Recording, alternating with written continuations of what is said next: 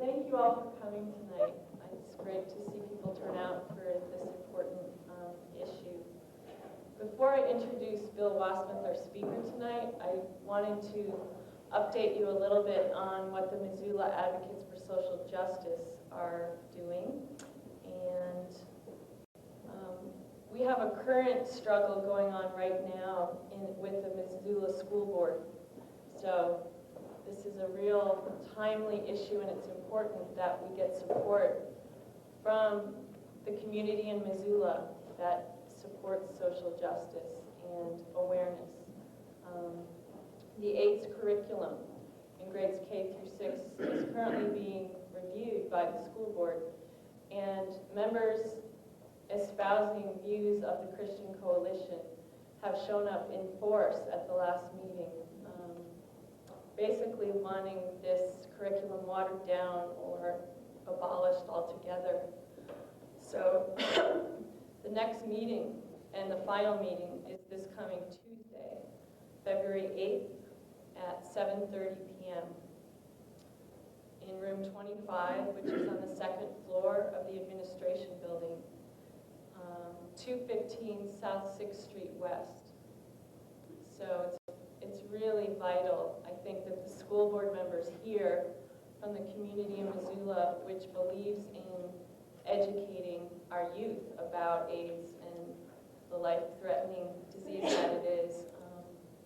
So I'd really encourage all of us to show up and voice our support for the school board, because they have been receiving a whole slew of phone calls and some pretty veiled threats about lawsuits and just a lot of intimidation.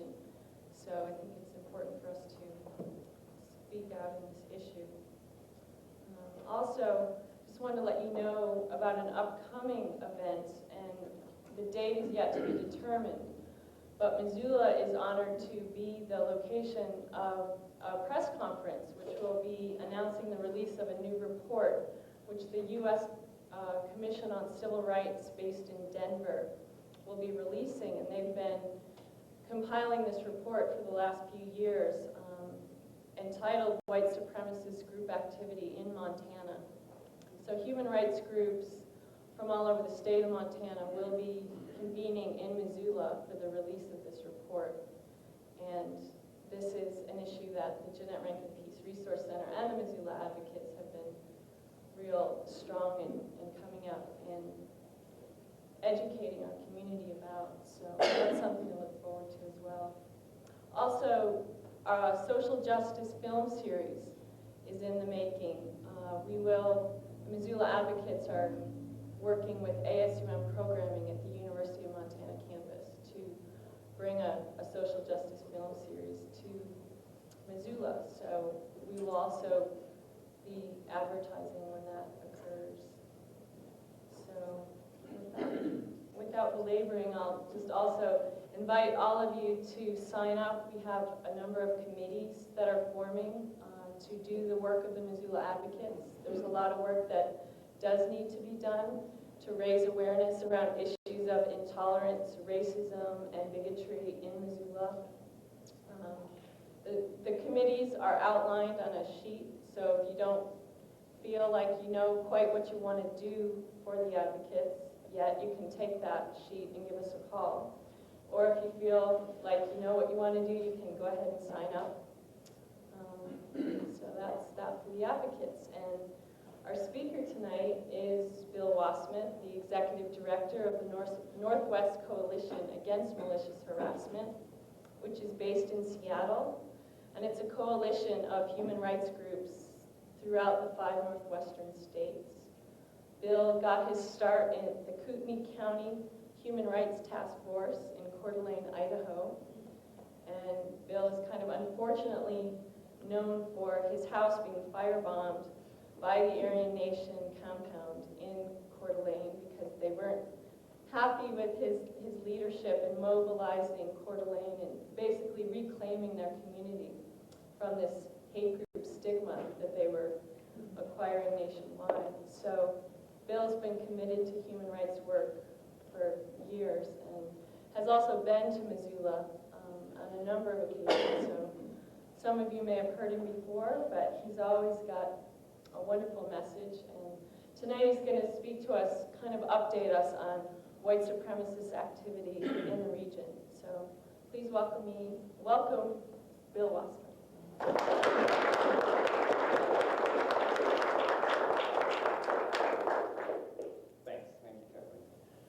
It's good to be in Missoula always, and as I said earlier this evening, thanks for arranging the sunlight and stuff. Those of us that live in Seattle like to see the sun on occasion and know that it's still up there and that it will surface again or come out again sometime along the line. But it's good to be here, and exciting to see the work that the Peace Center is doing and continues to do. We heard a few things today on what we're working with mediation stuff into the schools, etc. That's exciting news that I wasn't aware of. And I'm really pleased with the Missoula Advocates for Social Justice that group is forming. As far as the coalition is concerned, we really believe that kind of a broad-based community group in each one of our communities throughout the Northwest would be the best means that we could possibly develop in terms of dealing with hate crimes, in terms of dealing with bigotry, and in terms of changing the climate, changing the attitudes of people in our communities so that those kinds of hate crimes and supremacist activities are not tolerated. So it's this kind of community-based group that we see as being just crucial for the long haul. And so really support what you're doing, Kathleen, and the rest of you that are involved with that as well. I'm not going to do much background on the coalition because many of you have heard me before, but just let me point to a couple of things here and you can pick up things as you go. This is a flyer that gives a little bit more information about the coalition. And if you want to become a part of us as an associate member, as an individual, or join as an organization, the information on how to do that is here. I also got a sheet here that I'm a little embarrassed about, but I'll leave it out anyway. It provides a little bit of history and organization about the Northwest Coalition. I wrapped this out on the computer the other day quickly and handed it to my secretary and said, I need 25 copies of this, and we miscommunicated. I expected her to go through and spell check it, and she thought it was spell checked. So this has all of my rapid-fire typing errors in it. It'll provide you, one time you can read it through and enjoy it because it's such a mess. And then the second time, read it through and get the message off of it. We'll clean it up later, but that was better than throwing all that paper away. This is a flyer that describes what a hate crime is according to Washington state law. And I'm sorry we don't have one put together yet for Montana. We're working on that. But the Washington state law and the Montana law are quite similar, so it would still apply. But just gives you an idea of what's a hate crime and what isn't, and some procedures that people can follow in reporting them. Hopefully, like I said, we can get this kind of a thing developed for Montana and make that available broadly so it's very geographically specific. This is a little flyer from Oregon, from Portland, on establishing a climate where racism cannot occur. And it's got some practical kinds of things, all the way from interrupting bad jokes to working with community groups. So I like it because it's real and it's practical. A couple of our newsletters. This is the one that was just dropped in the mail today, so you'll be the very first to read it.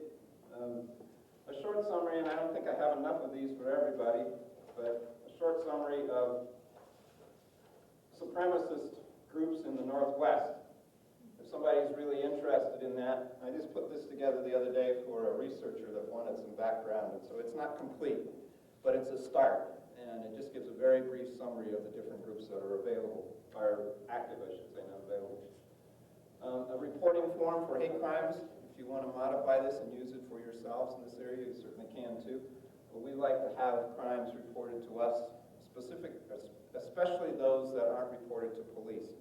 If somebody, for some reason, is uncomfortable reporting a hate crime to police, we'd like to have that reported to us.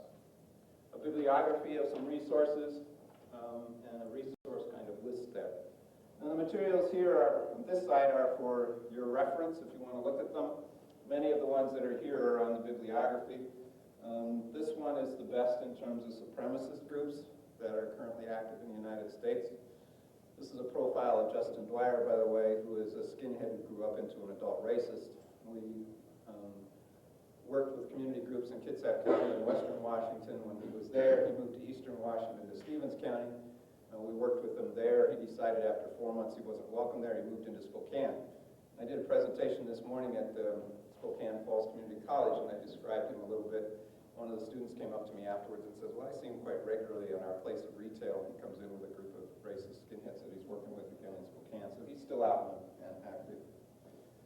This is a new book just done by a person who was with the Kootenai County Sheriff's Department, and it's a law enforcement historical perspective on the Aryan nations. I've not read the whole thing, but if you really want to go detail by detail of what the Aryan nations were about during their 15 or so years of history, this is probably about as factual as you can find on the market today, because it's from a law enforcement perspective, but it's just limited to the Aryan nations in northern Idaho. I'll be talking a little bit more about this one later and using some of the graphs out of it to help our understanding of Christian patriots. This is by a sociologist in Pocatello, Politics of Righteousness, Idaho's Christian Patriotism. It's the accumulation of research that he did with over 500 supremacist racists throughout the state over a period of 4 or 5 years. And so it's some well thought through scientific research on supremacy in Idaho, and all you have to do is change a few of the names and it fits other places as well. So if you're really a serious student about wanting to know what goes on in the minds and hearts of supremacist individuals and their organizations, this is probably the best thing. And I did bring some extra copies of this. This is printed by the University of Washington Press, and so I didn't know how available it would be in bookstores, so I brought a few copies along, and it's a bit pricey. It's $25, but if any of you want one for a library or something, I do have some available there. Some other reference materials, this one on the Christian identity movement, which is the background of the theological background for racism and supremacy. This one, When Hate Groups Comes to Town, unfortunately is out of print now, but this is really a good resource book of proven and tested ways for communities to respond to groups in action. I just got a revised edition. Did you just order one? Yeah. How long ago? 2 weeks ago. From Atlanta? And they sent it to you? Uh-huh. Okay, this is the revised edition. And they told you it was out of print? Yeah, everybody says they've been trying it. It's out of print. Good news. Yeah. Good news. They found some somewhere. That's great. Thank you very much. There you go, Kathleen. You can give me my copy back. If any of you are involved in the school systems, Teaching Tolerance is a twice-a-year publication that comes out from Southern Poverty Law Center. And it's teaching aids for teachers on dealing with prejudice, reduction, etc. in the classroom. And it's free to teachers. All they have to do is write to the Southern Poverty Law Center and they'll get on the mailing list and it'll be sent free to them. I think it's got some great stuff in it, and perhaps more importantly, teachers think it's got some great stuff in it. Because a lot of teachers would like to deal with this issue more productively and don't know how, and this is to provide them some ways to go about it. These posters are from our conference this last October in Tacoma, and if you're interested, you can certainly take one, and if you can leave a couple of bucks for it, that'd be great. And these calendar boxes were also a project that we did to help raise awareness about the coalition, also do a little fundraising. So if you want one of those, you're welcome to. They got a little calendar on the top and the bottom and some stories, and you can put pencils in it or whatever, candy bars, whatever you want to do. And here's some t-shirts from our conference too that are available. Next year's conference will be in Moscow, Pullman at the universities there, and so that starts getting closer to your range. I know they also, with the Human Rights Network, have a conference here a week or two before ours, and I'd certainly support you going to the Montana Human Rights Conference because it's a great conference. I like what they do very, very much. But maybe if that weekend doesn't work and you still want to take part in the conference on these issues, join us in Moscow and Pullman, or come to both, OD on this stuff. Okay. Any questions about all that? Okay, introductory stuff. I will. What I want to do today is just to provide an update, not a long background, but an update on supremacist activity in the Northwest with as much of a focus into Montana as possible.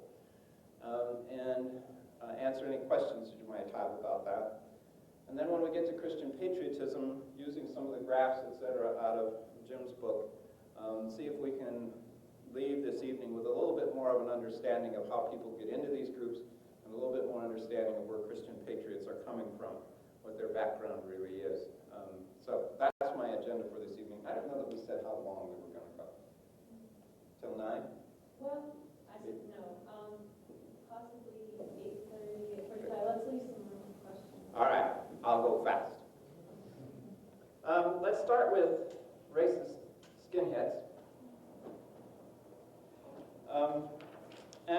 with them because currently in the country and in the Northwest, they're our largest source of problem in terms of violence.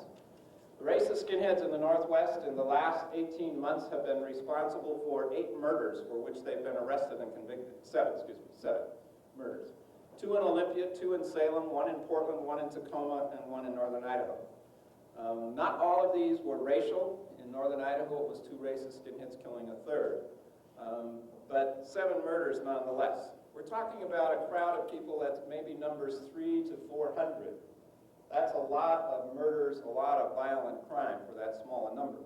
And what really concerns us is that is a significant jump from anything we've seen before. Previous years we had 1 murder, sometimes no murders, but 7 within 18 months is a very scary jump. It also reinforces what we knew before, that racist skinheads will be violent, that we must take them seriously, that where there is a group of racist skinheads for any period of time, violence will erupt.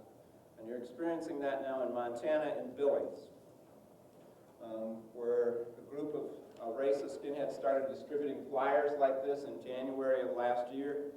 And then, as you know, since that time there have been a number of different incidents, especially anti-Semitic incidents. Most dramatically recently with a rock being thrown through the bedroom window where the menorah was right before, or during December, during the high holy days, and landed on the bed of a young person who should have been in that bed actually when the rock was thrown, but just wasn't at that moment. So there could have been some serious injury there. Billings community is responding very, very well to this stuff. The Christian churches rallied around the Jewish community, passed out pictures of menorahs. They put them in their windows. The night after they did that, 6 different homes where those menorah pictures were placed were vandalized. Either the homes were or their cars were. And so people realized pretty quickly the price that they might have to pay for standing with their neighbors, but they are standing with their neighbors. And so I'm really excited about the community's response from Billings. There's also a slight Klan presence in Billings, small number. Their flyers are going around as well. They look along that order. These folks, and there might only be 1 or 2 of them, doesn't seem to be a large number, call themselves Montana Quest. They moved up from Casper, Wyoming. Who would think that we would inherit the Klan from Casper, Wyoming to Billings, Montana? But it shows that the Klan isn't just located in the South, it's different places as well. I don't think this is a large number. I think it's 1 or 2 people actually, and I'm not sure that the racist skinheads number more than 3 or 4 either in Billings, but they're certainly very active. But again, reminds us that where the racist skinheads are for any period of time, we're likely to see violence. The skinheads are constantly aiming for this race war.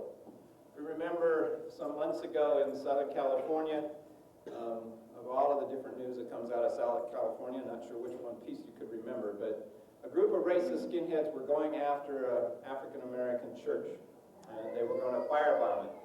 And their whole plan was to kill enough African-Americans, especially ones of high visibility like Arsenio Hall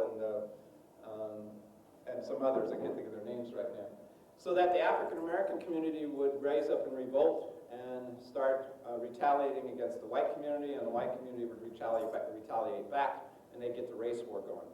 That's what that whole action was about. The skinheads are constantly thinking about ways that they can trigger that race war in their own small communities or on a larger basis, because they believe that when the race war happens, then they will win. All they got to do is get the whites united in fighting against everybody else, particularly the blacks. So our racist skinheads, a serious concern for us, not because there's huge numbers, but because it destroys the lives of young people. And our message needs to constantly be that if racist skinheads show up in your community, and not all skinheads are racist, but if racist ones do show up, take them seriously. Don't just brush them off as a fad that'll go away, because they'll slap you in the face with some violence to remind you that they are around. Secondly, going to the perhaps most well-known supremacist in the Northwest, Richard Butler. Maybe we'll get him facing the right way. Sorry. Richard Butler is the head of the Aryan Nations out of Hayden Lake in northern Idaho. In the early 80s, he was strong, he was a leader, he was bringing together various supremacists from around the country, he was on a roll with a growing organization. With the arrest and convictions of the Order people in 1984 and 85, the beginning of his demise took place, and he has been on a steady downfall ever since. To the present time, he's lost most of his following. He's kind of a grandfatherly old man who is sort of the token figurehead of the movement, but he really doesn't have any impact anymore. Those who are right under him in the chain of command have been leaving him. Some of you met one of those folks who left when Floyd Cochran was here, who also left the whole racist movement. But others have stayed in the racist movement and left him. In the summer of '92, some of his state-level leaders left, including the Montana Aryan Nations leader up in Thompson Falls, I think is where he lives. He disassociated himself. The Washington one did as well. Several other people left. Last summer, Carl Franklin and Wayne Jones. Carl Franklin was his heir apparent. Wayne Jones was his chief of security. And two others left the compound as well and split from the Aryan Nations. Unfortunately for you all, they moved to Montana. They went up to Knoxon and they set up the Church of Jesus Christ Christian Montana there. Carl Franklin is not a charismatic person, nor is Wayne Jones. They will probably do no more than distribute literature and talk a lot, but they won't be able to accumulate a large following. They just don't have the kind of charism to do that. Carl Franklin also, his whole ideology and theology behind this stuff is crazy enough that even supremacists distance themselves from it. He's the reason some of the leaders left Butler earlier, because they couldn't stand Carl Franklin. Carl Franklin said to a high school class, or I don't know if it was a high school class, but a school class here in Missoula actually a year or two ago, when he was asked to come over and give a presentation about supremacists, which is not a good policy, by the way. I would seriously argue with whoever arranged that as being a prudent thing to do. But part of what he said in that class was that, expressing some of his beliefs, is that the reason African-American people aren't really human beings, and of course he doesn't call them that, but the reason they aren't really human beings is because they were dropped out of spaceships several hundred years ago to the Earth, so they really don't belong here. And Jewish people are running around in the interior of the Earth with the devil somehow. It's these kinds of things that even supremacists who want some pretty crazy ideology to support their racism won't go that far, and so they've kind of disassociated themselves. The bad news about his being in Knoxon, though, is that he joined some other supremacists there, including a former Klansperson, including some constitutionalists that we'll get to in a minute. And Knoxon, Sanders County, has a very sparse population anyway. It doesn't take a whole lot of people there of a particular bent of mind to start influencing that whole county. So I think their presence in Knoxon is a serious concern, not because they'll accumulate a large following or have a great impact in terms of building a large group, but because they joined some others there already. So Richard Butler's compound is sort of just a place these days where some people gather, but not a whole lot is happening there. Two of his other long-term leaders just left him about a month ago and went to the East Coast, Charlie and Betty Tate. But the dream that Butler had, I'll get these right, yeah. The dream that Butler had of pulling together all the supremacist leaders of the country into an effort to take over the Northwest, that dream is not gone. It's diminished at the moment because there's no real strong leader, but it's not gone. And this is one of our major concerns, is who's going to replace Butler, who's going to fill that leadership vacuum. The fact is, there is no strong leader of the supremacy movement anywhere in the country. Tom Metzger used to be. He's kind of been knocked down by some lawsuits. There's no real strong Klan leader either. So there's nobody that's really surfacing as anyone that can kind of pull together the supremacy movement in the United States. We're anxious to see who might fill that gap sometime in the near future. All it'll take is a significant event to rally these folks around. This almost provided that opportunity. Randy Weaver and the shootout up in Ruby Ridge a year ago last August in northern Idaho. Whatever really happened up there, and the unfortunate thing about the trial is we really don't know any more now than we did before about what really happened up there. But it was a most tragic scene where U.S. Marshal Deegan was killed, Randy Weaver's son and his wife were killed as well. 3 deaths in the process of a simple arrest certainly creates a lot of wonderment in a lot of people's minds about what was going on with law enforcement there. But the supremacists used what happened up on Ruby Ridge as an opportunity to rally people, to say the government is oppressive, we've got to pull together. And there was a group formed that was particularly concerning called United Citizens for Justice.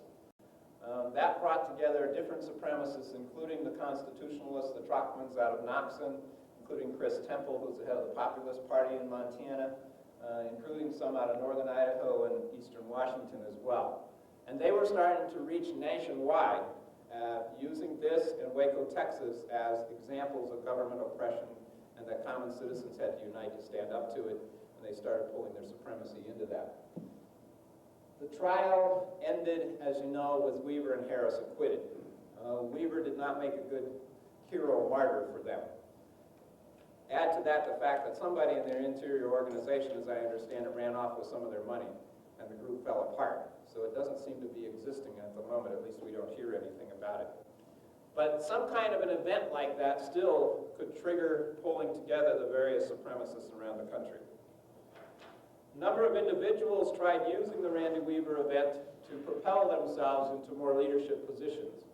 This is perhaps the one that concerns us the most. Louis Beam out of Texas. He spent a lot of time up with the United Citizens for Justice. He spent some time down in Waco, Texas. He was living with the Tates in Hayden Lake from mid-July to mid-October. He's a potential to take over the leadership reins. And that's most concerning because he is a charismatic person. He could draw people together. He is a terrorist. He's been involved in a lot of criminal activity. And he's a covert operator. He doesn't like the limelight. So he won't be as visible and therefore as easy to keep track of as people like Butler were. We don't know where he's at currently.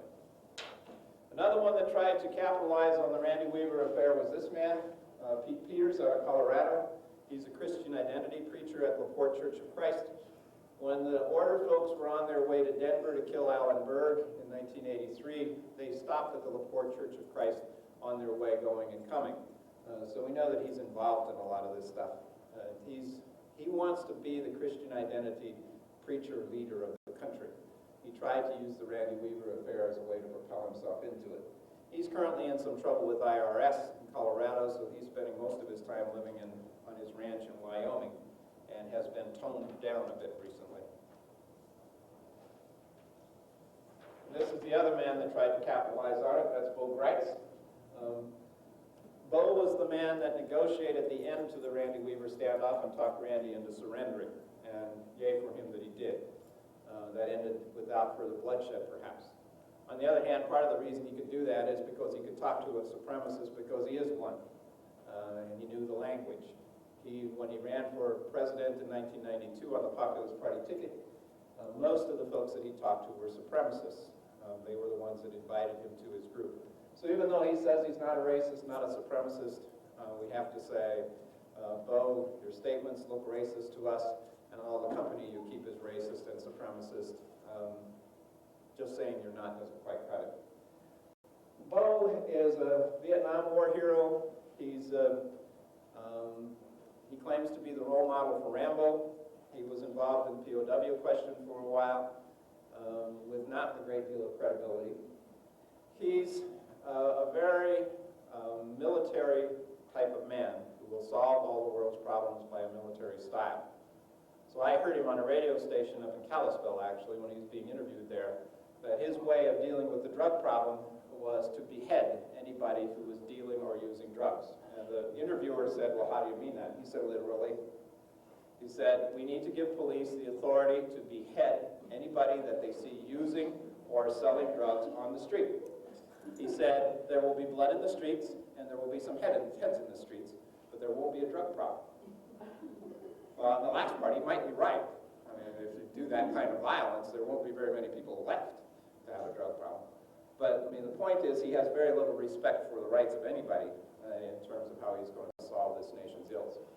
He's currently running spike trainings around the Northwest. He's had them in Seattle and Portland and in Idaho Falls, different places. His spike trainings are based on the premise that the society is going to fall apart by 1996.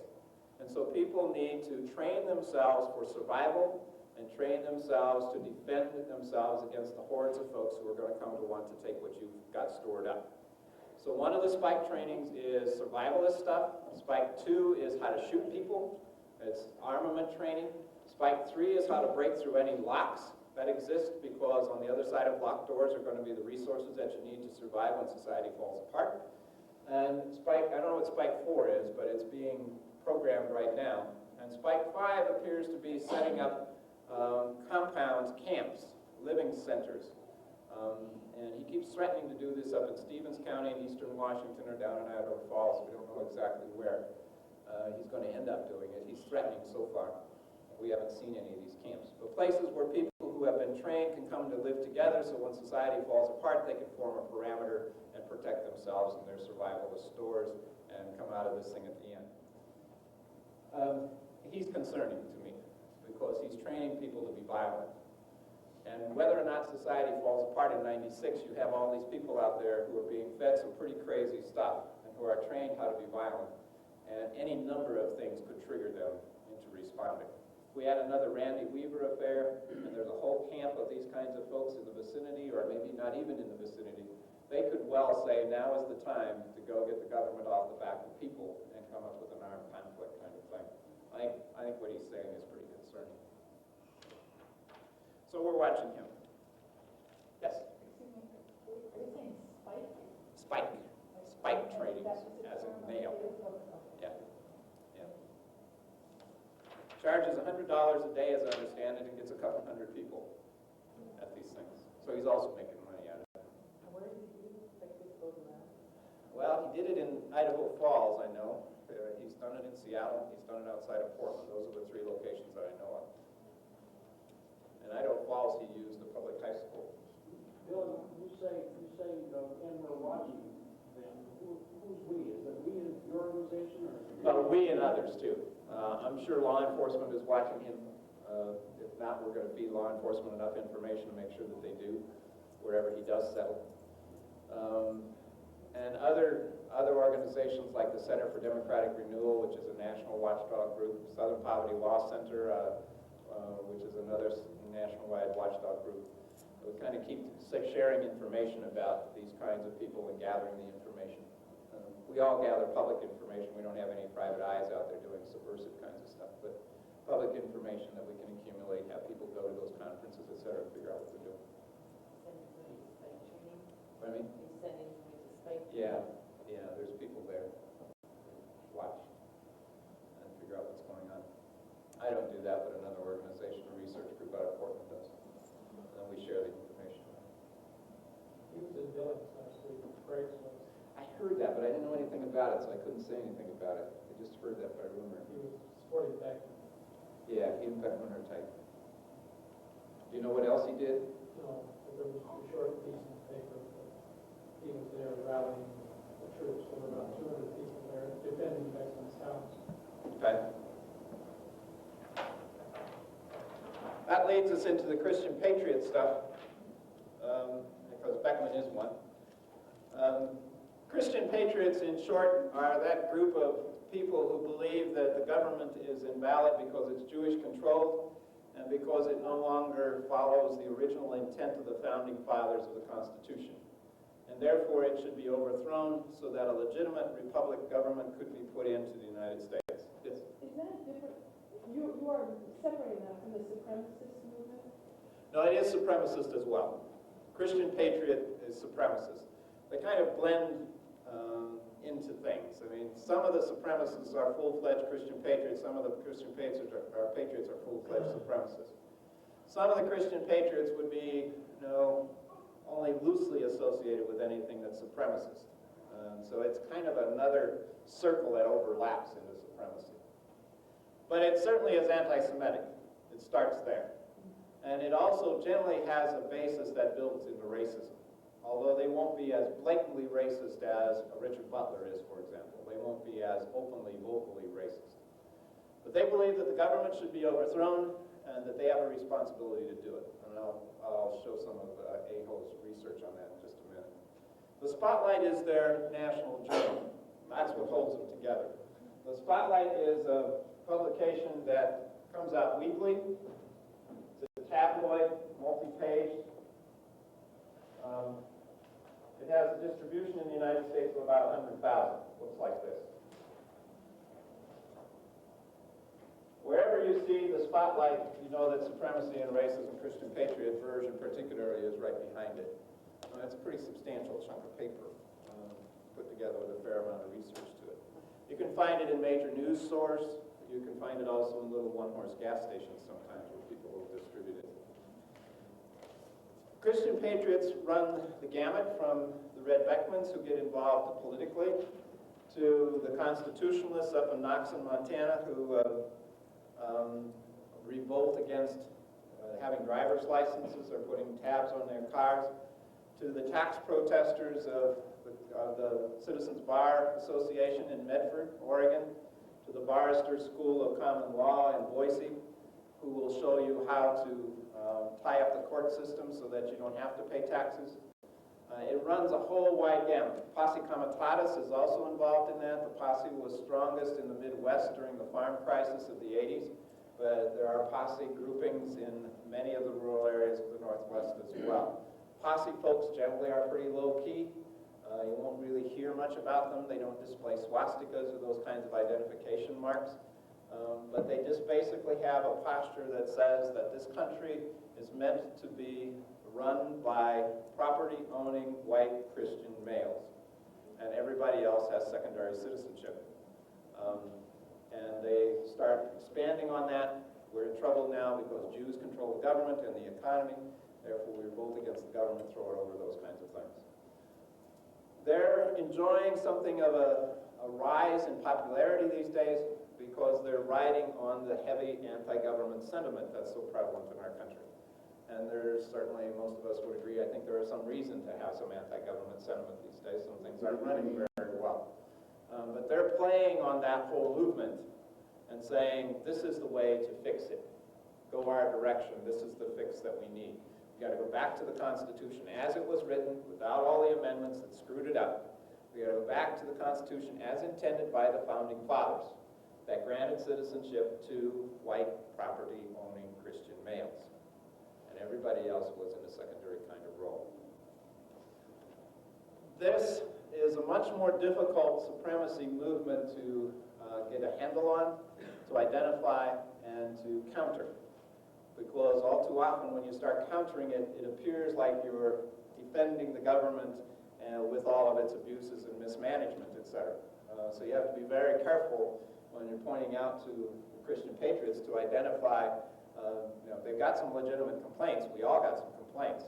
But the solutions that they're offering and the basis that they're establishing as the foundation for these complaints, that's where we can start arguing. That's where we can start debating. And that's where their supremacy comes from. Okay, does that make sense? Let me show you a couple of things from Professor Ogden's book that might help clarify that.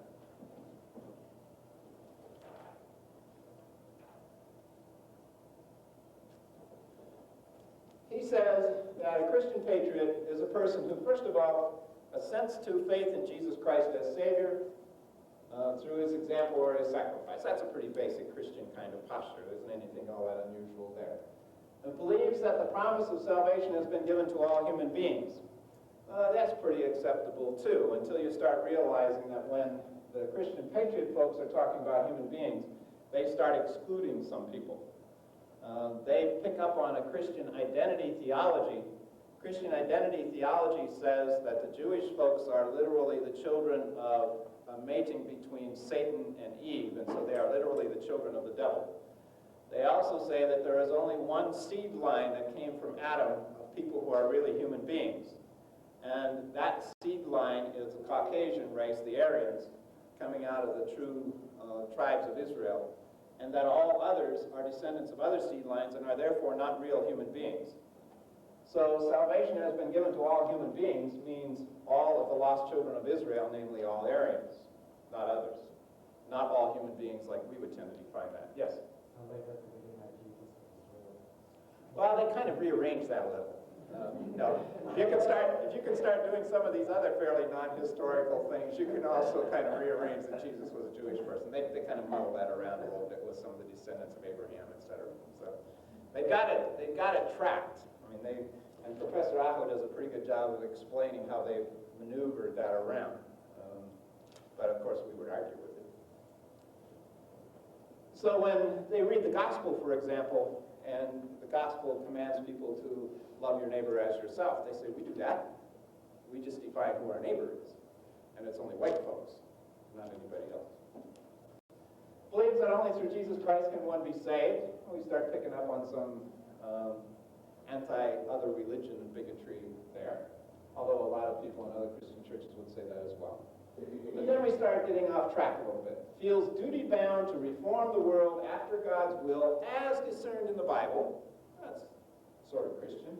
And as manifested in the organic Constitution. Well, the Bible and the organic Constitution of the United States on an equal par.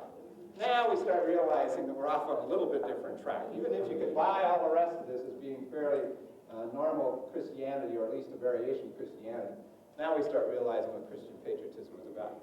They believe that the Constitution is divinely inspired as written in its organic version, as it was done by our forefathers, gender-specific on purpose.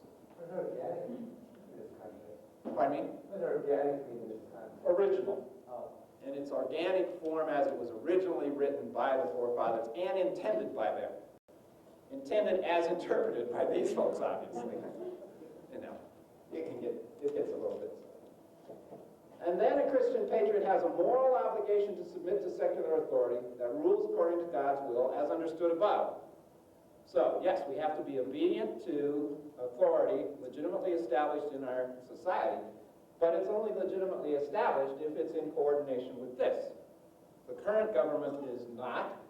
A satanic conspiracy has infiltrated the major institutions of America today, and therefore is contrary to God's will. Therefore, a Christian patriot believes that the actions of these subverted institutions of government must be battled by means of the politics of righteousness. That whatever means you can use to upturn this government and these institutions, to overturn them, because they are contrary to the Bible and the organic Constitution. So they are God-driven in their belief system. They believe they are doing what God is telling them to do in terms of not buying license plates for their car and not paying taxes, etc. That's the path that they follow. And then Professor Aho shows a couple of different things here. The grand theorists derive their positions on specific issues from theories of explicit theories of history and society, and they fit in everything from earthquakes to venereal diseases to commodity prices. That's where the trilateral commission stuff starts coming in. That's where AIDS is the punishment of people because they're sexually immoral, whether that's homosexuality or other kinds of things.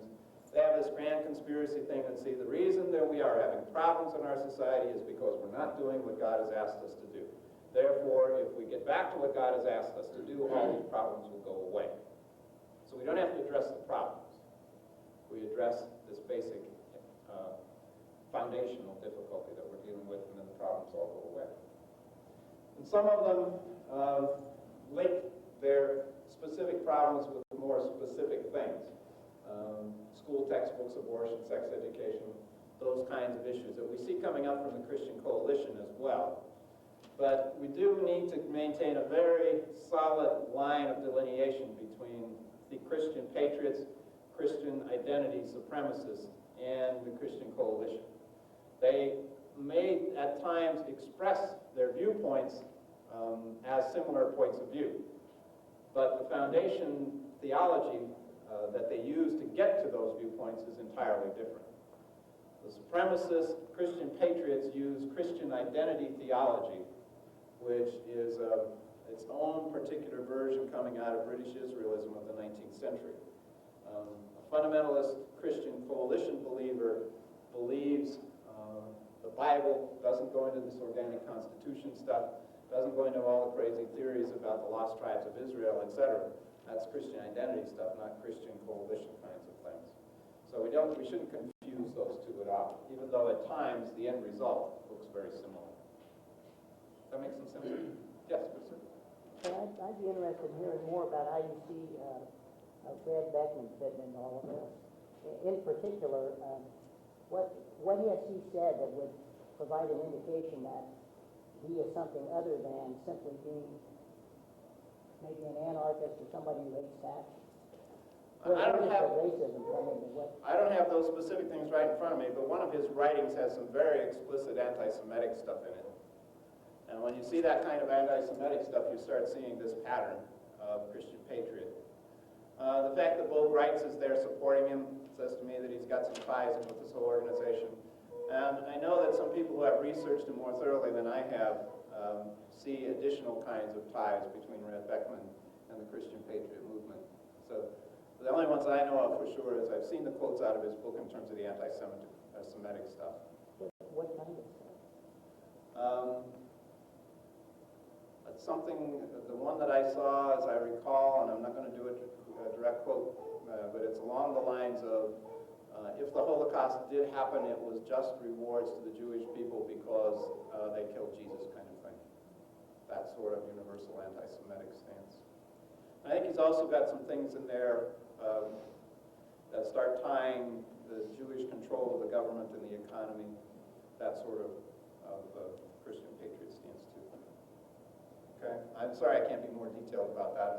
I can research that for you though and send you some stuff if you like. I just don't have it right in front of me at the moment.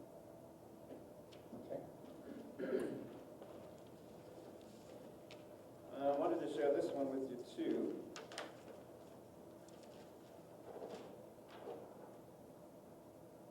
This probably is going to be a little hard to read, particularly from the back, but I'll go through it with you.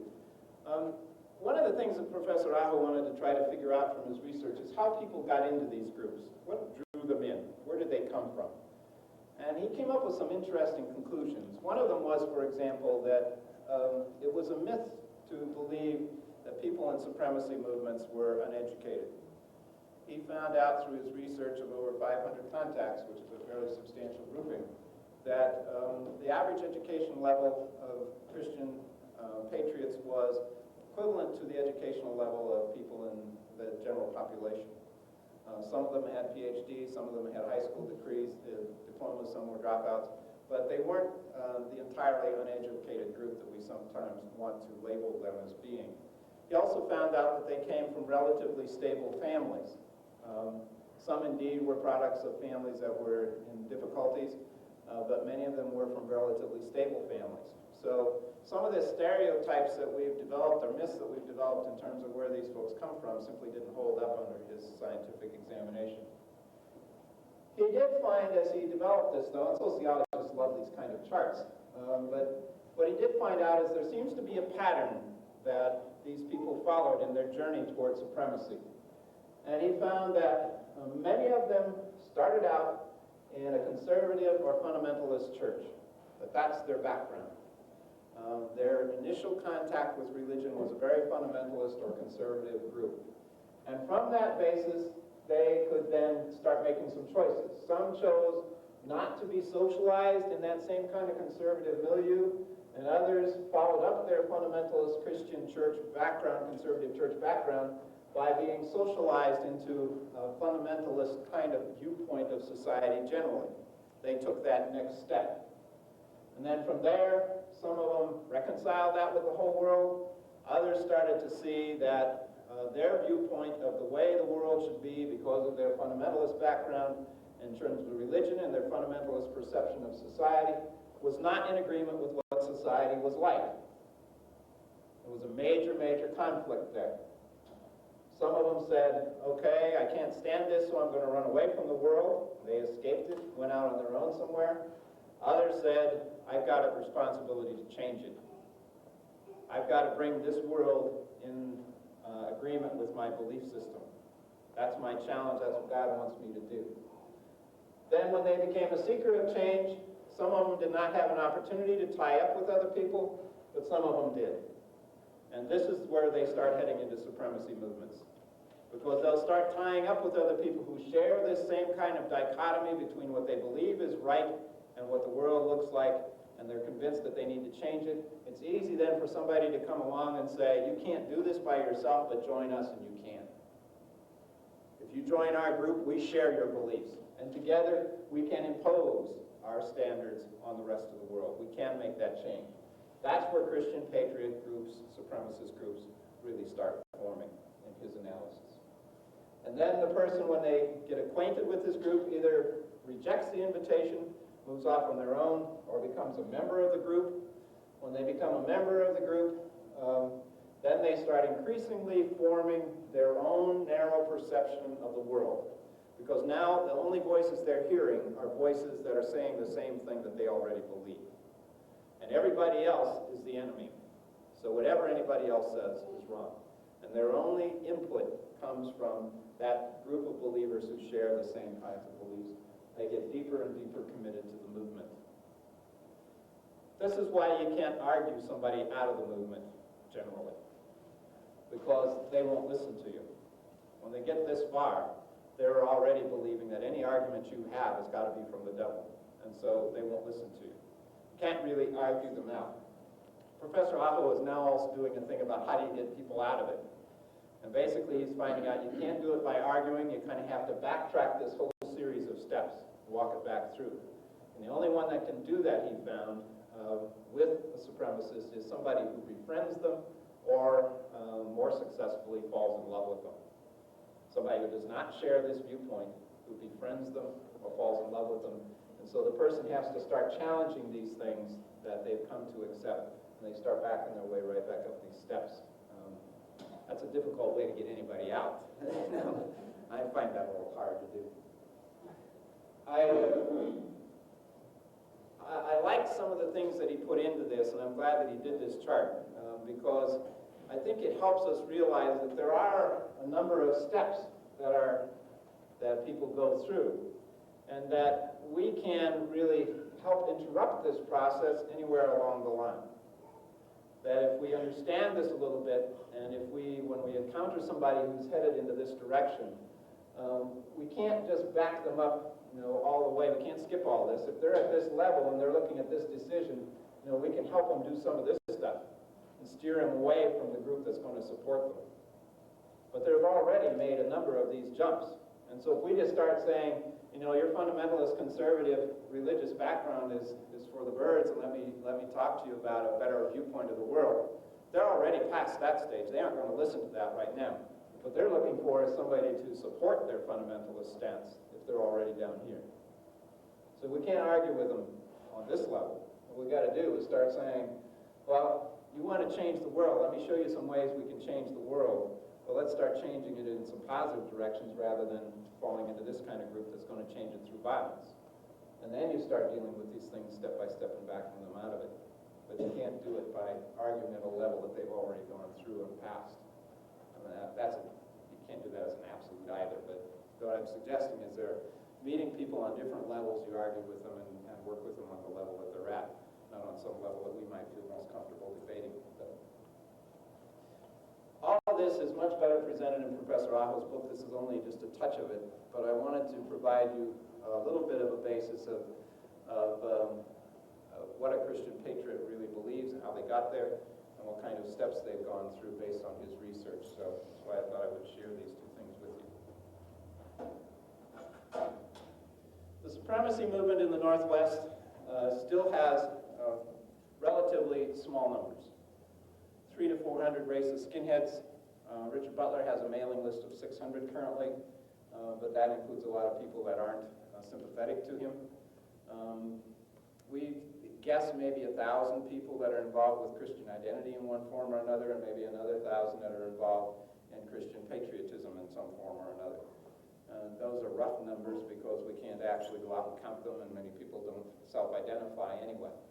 But as near as we can figure those kinds of numbers. So we're talking, less than 10,000 racist supremacists in the 5 northwestern states.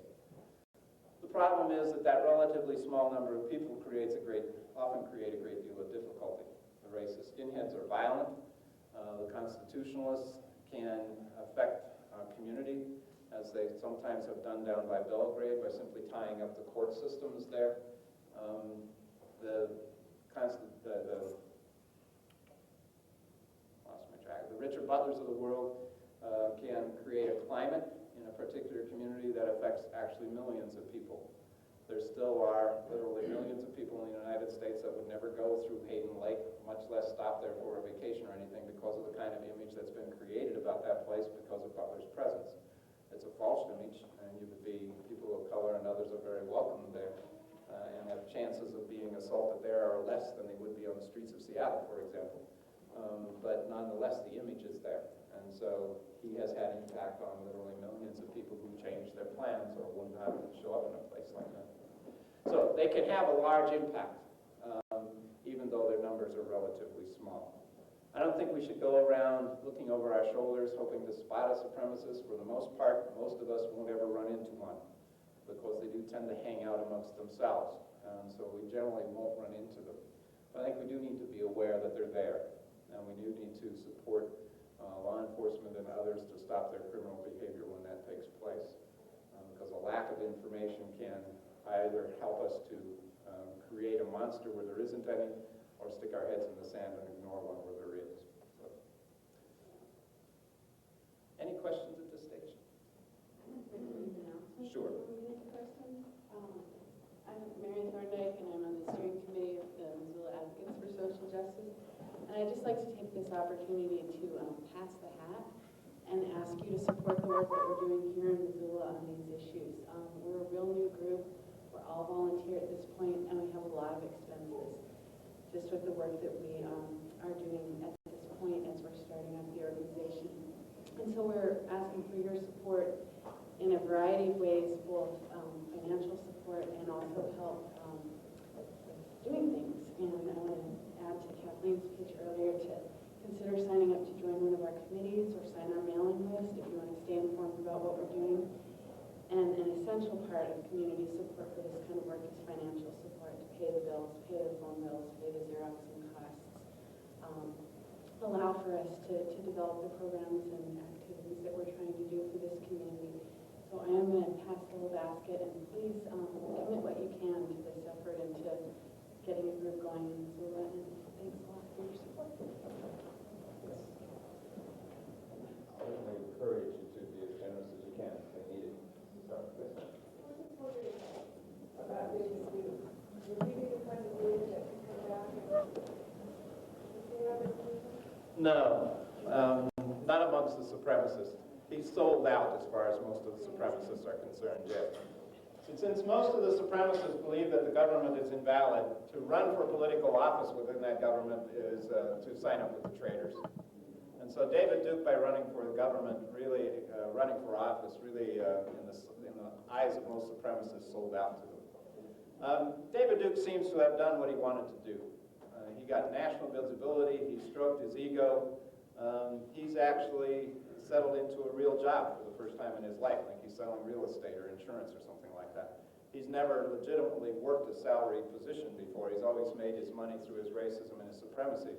But now he's into, as I said, selling insurance or selling real estate. And it really seems like he sort of said, I made the run for the governor, I made the run for the president, I got a lot of national visibility, I got my ego stroked, I got what I wanted, and he sort of recognized that maybe he's run the course.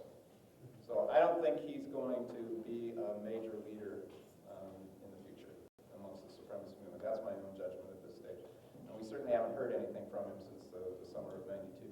And would there ever be a woman leader? No. I shouldn't say ever, but certainly not now. The racist movement is extremely sexist. A woman exists within the racist movement to bear white children and then stand by their warrior husbands, essentially. The only exceptions to that are Peggy Christensen, who heads the Golden Mean team that used to be here in Missoula and I think now is up in Lewistown. They moved it somewhere up more in the central part of the state. She's an exception as the leader of the Golden Mean team. And there's one woman that was, I don't think she is anymore, a leader of a skinhead group out of Vancouver, Washington, Shannon LaRue. A skinhead from Indiana was going to come to the West Coast, marry her, and start a new skinhead group. He never made it. He ended up in jail in Indiana before he got out of the state. And so she, in his memory, started the group and was the head of it for a while, but I think she's out of it now. Those are the only two exceptions that I know of. The feminist movement is likely to catch up with them sooner or later, though. And so it's going to be interesting to see what happens, just like it caught up with a lot of other groups.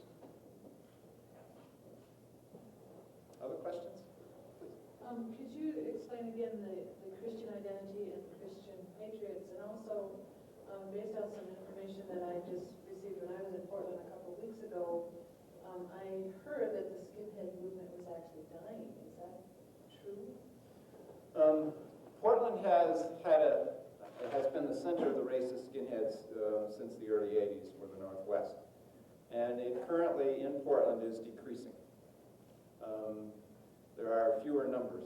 The other thing that's happening with the racist skinhead movement is as the punk rock movement is sort of moving out of vogue amongst young people, the racist skinhead was a version of punk rock stuff. And so they're changing their dress, etc., some as well. They don't shave their heads quite as much as they used to. They don't wear the outrageous punk rock clothes. They're down dressing.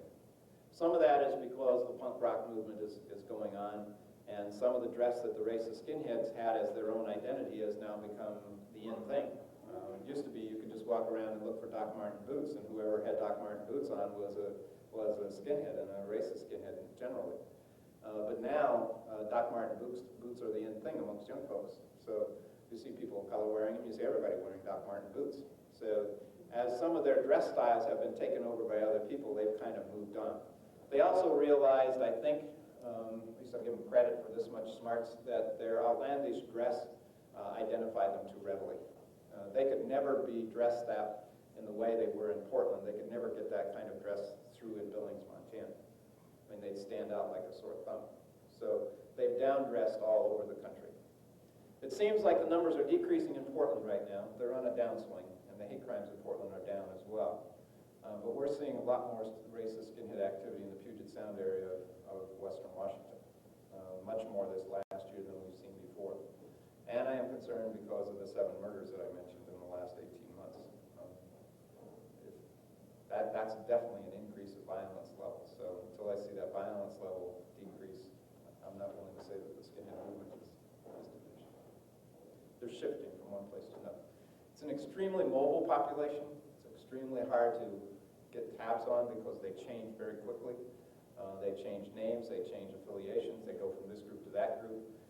By definition, they're unorganized and unorganizable. So to try to monitor them, keep track of them is very, very ambiguous and not necessarily completely accurate. Christian identity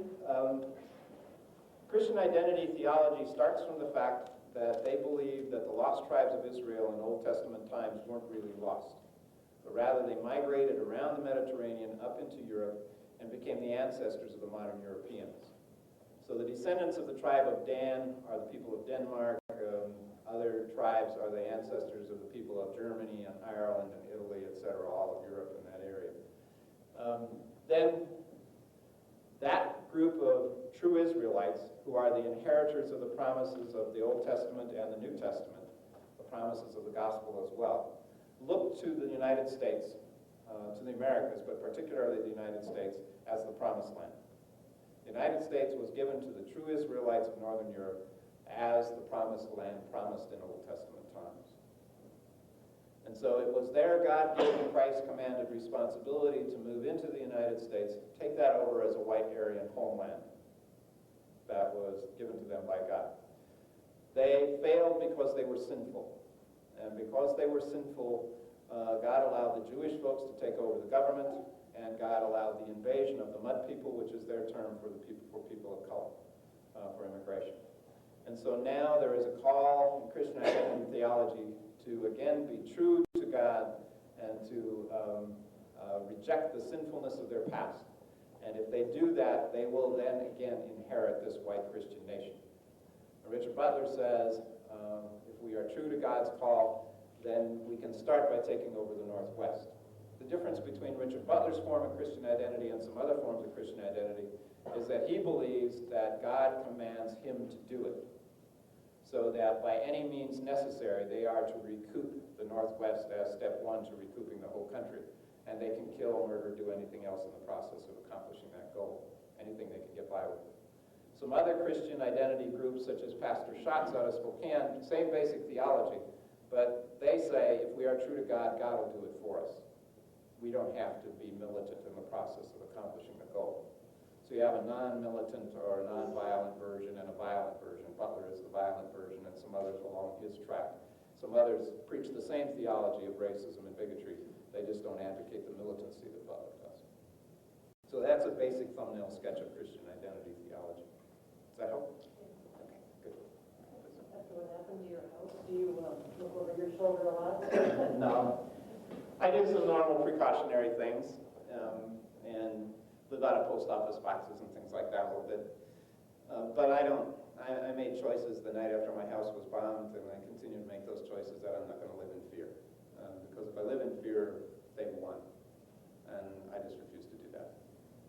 So, and mainly, their main purpose anyway is to intimidate people.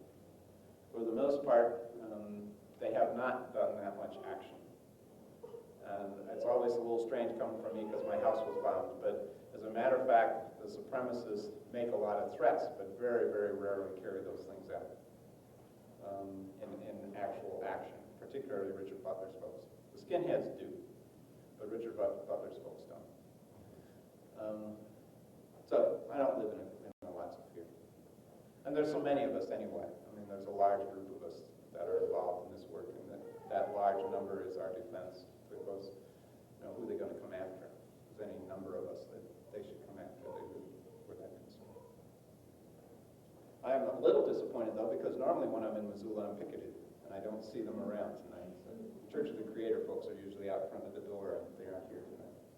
I have a question. What's the theological relationship with what we read about going on in Europe, the history in Europe, and day-to-day operations? Organizationally, there are some networking kinds of ties between the racism, particularly in Germany and France, the neo-Nazi movement there, and what's going on in the United States. Organizationally, there are some ties. There's no superstructure. The supremacy movement in the United States is simply not that organized, and it's not that organized internationally either. The one good thing when you're dealing with extremist groups like this, and I think probably the same thing is true if you went to the extremist left, is when you get to those absolutist ends, then they're absolutists against each other too. And any little variation in their ideology is unacceptable. So, Richard Butler, who is Christian identity militant style, is absolutely anathema to Pastor Schott, who is Christian identity non-militant style. I mean, they talk to each other, but they argue a lot, and they wouldn't cooperate in any kind of venture at all.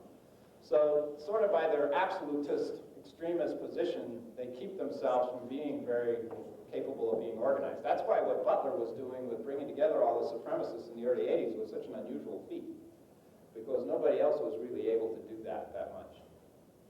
So there's some networking ties internationally. There's no super-organizational structure.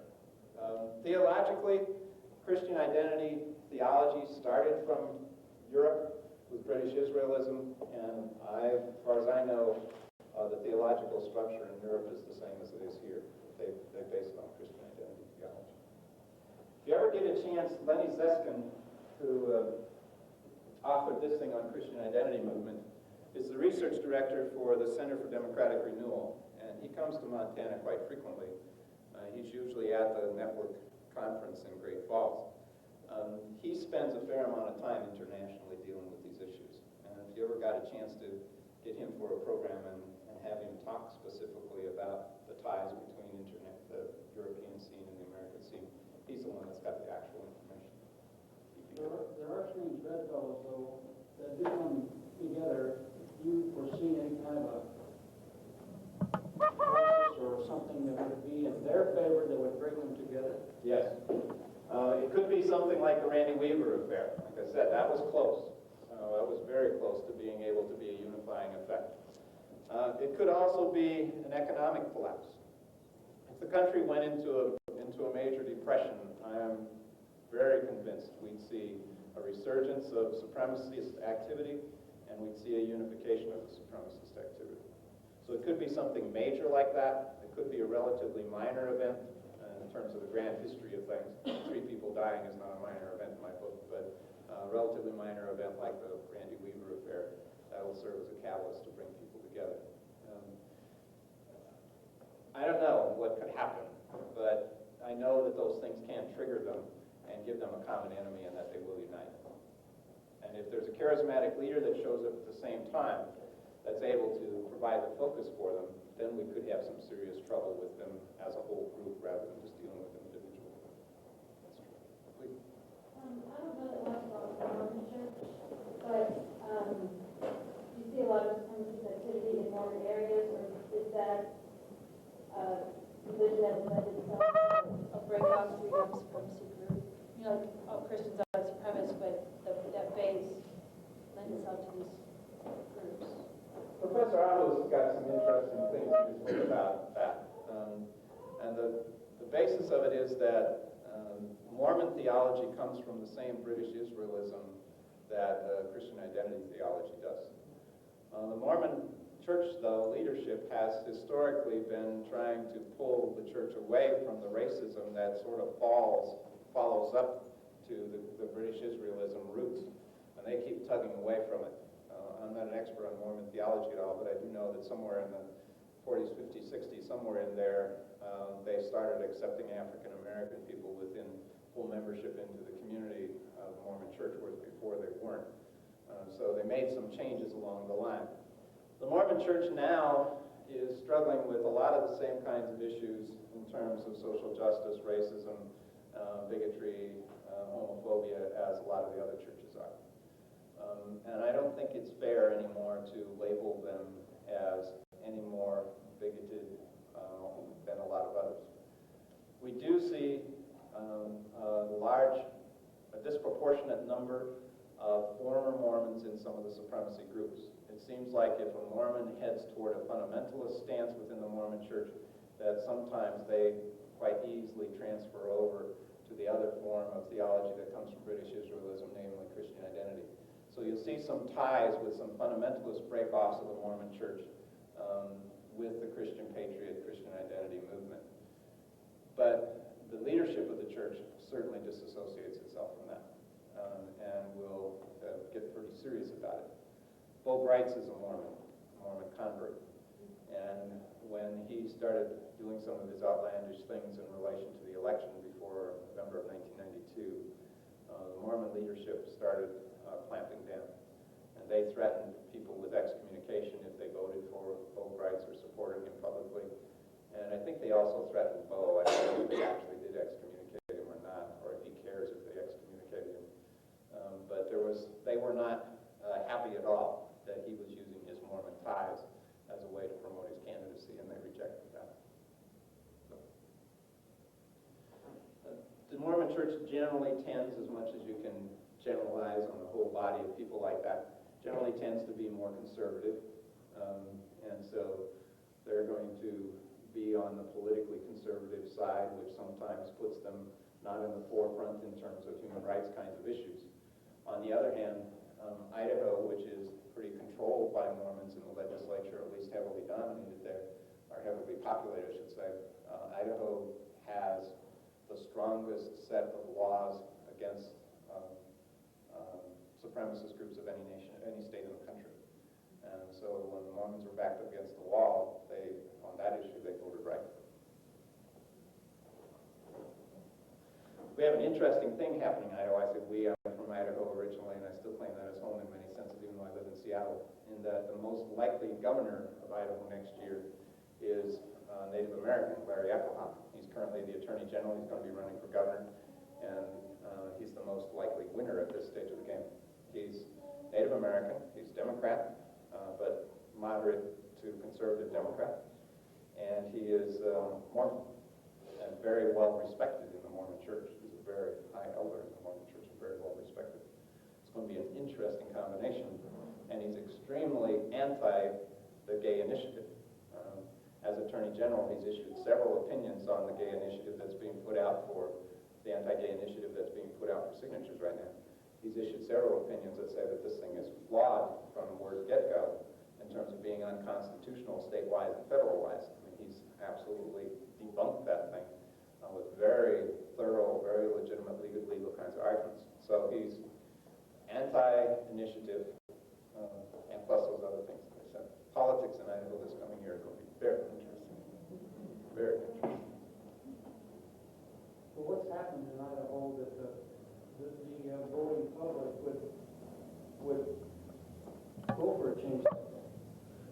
Cecil Andrus is currently governor, as you know, but he's not running again, and so it's a wide open field. And Andrus has been a very popular governor, and he's Democratic. So a good, strong Democrat candidate has got a good precedent for being elected. There is no real strong Republican candidate. Phil Batt is as strong as it gets, but the Republican Party is in a lot of difficulties in Idaho, as in some of the other northwestern states too, because of its ties with the Christian Coalition. And they can't live with them, and they can't live without them. If the Christian Coalition is backing the anti-gay initiatives, for example, what's a person like Phil Batt going to do in relation to the initiative? He's got to take a stand one way or the other. If he says no to the initiative, he's alienated all of the Christian Coalition people. If he says yes to the initiative, he's alienated a whole other block of population. So, I mean, the Republicans are just into some real difficult kinds of stances. Both houses in that state are Republican. Yes, they are. Yes, they are. You see any change there? I don't know Idaho politics well enough to be able to say for that, say there. It switched, at least one of the houses switched just with this last election. Was it the Senate, or was it, one of them was Democratic, and it switched to where they both are Republican. But Idaho's been like that for a long time. I mean, we kept electing a Frank Church who was certainly not, in terms of his progressive stances, not reflective of the majority of Idaho population, and yet we still elected him. Then when we unelected him, we elected a Steve Sims, for God's sakes.